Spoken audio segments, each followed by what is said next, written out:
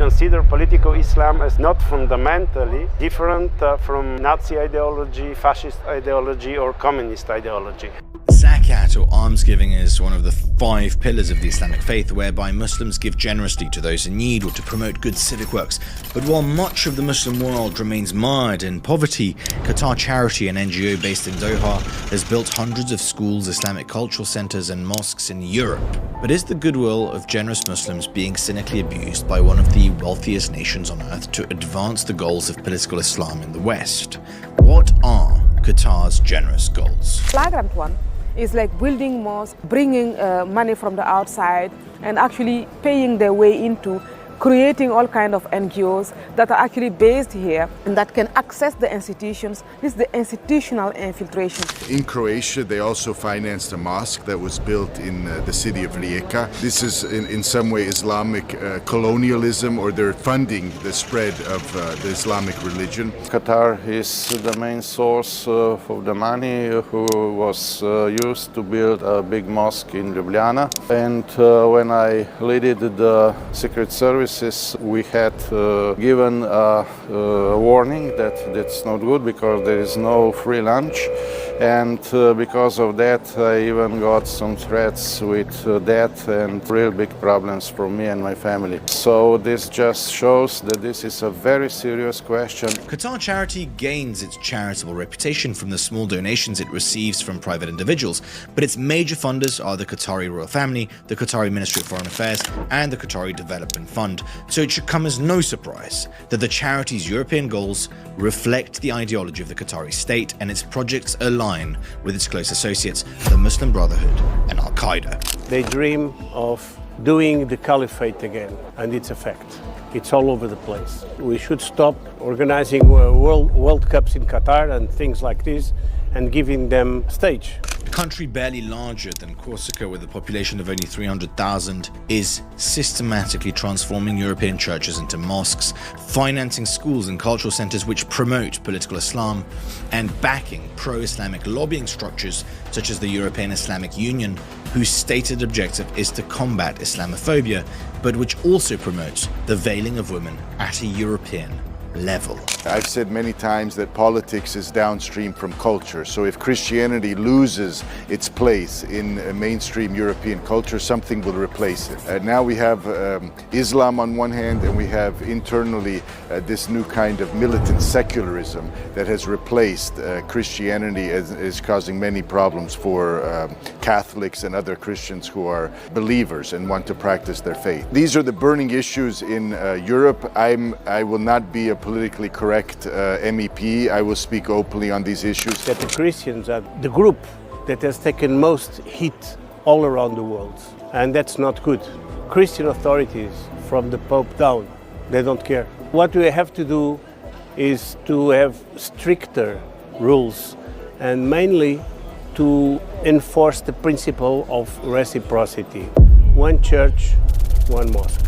No church, no mosque. But would the principle of reciprocity, even if it were observed, be sufficient to prevent what is going on at the political level here?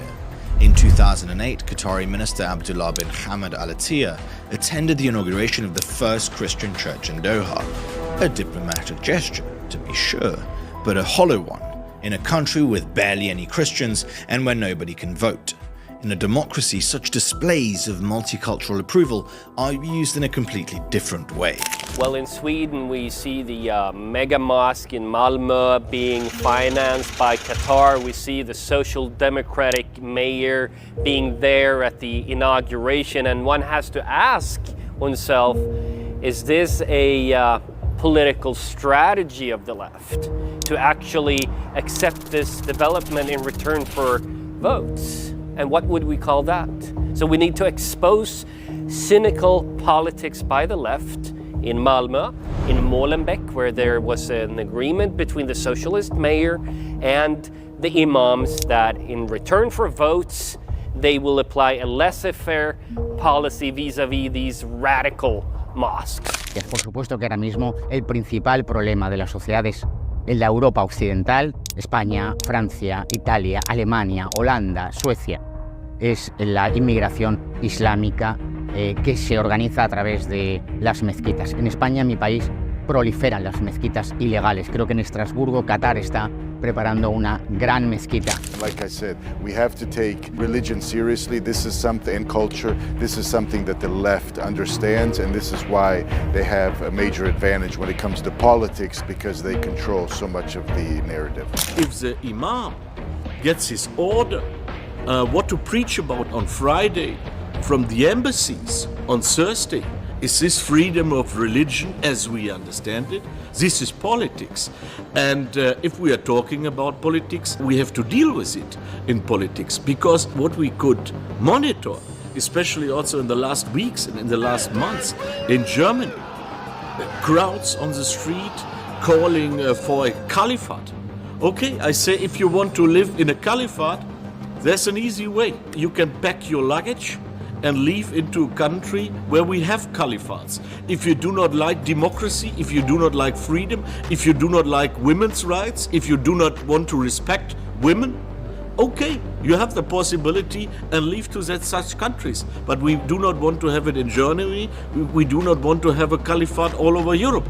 I'm not interested. This is really a threat to our society. Political Islam is enormously organized. Qatar is everywhere. Qatar has conquered Europe. The football teams are full of Qatar, and there are so many people who are attached now to interests of Qatar, or who are being paid directly or indirectly. Is it possible to resist the caliphate without violating our own principles of freedom and democracy? I need to stay with my conservative principles that I'm committed to, which is that we need to have really the freedom of speech. These mosques, that's a different case, because we're talking about radicalization of those people. So the imams are teaching that, for example, violence towards some other people is okay. So when it comes to, violence, killing, all of that, so that should be banned. Terms like political Islam soften the reality of what is happening when Islamic infrastructure is laid in the West today. If we want to understand our future, we must first understand our past.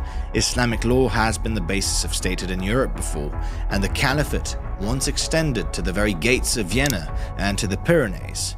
Christians lived under a harsh discriminatory system which banned them from owning printing presses, forced their churches underground, and levied punitive taxes for non-citizens, and certainly did not allow equal political representation for non-Muslims, a bit like Qatar today.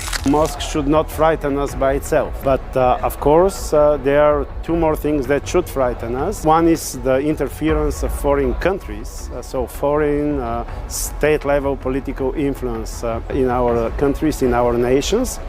And second one, maybe more importantly, as I said, the totalitarian doctrine of political Islam. We should consider political Islam as nothing, not fundamentally different from Nazi ideology, fascist ideology, or communist ideology. And these all are totalitarian ideologies that our countries are trying to keep out of our political lives. Same for political Islam should be valid. If we want to keep our democracies, our secular enlightenment, and our freedoms, we must not tolerate revealed dogma as a source of law, must not tolerate violence as a substitute for political negotiation at any level, and we must not allow our democratic institutions to be used by foreign powers to expand their anti-democratic ideology within our own borders. Cerrar todas las mezquitas islamistas radicales donde se defienda el salafismo o el wahabismo, cualquiera de esas teorías que son incompatibles con Occidente.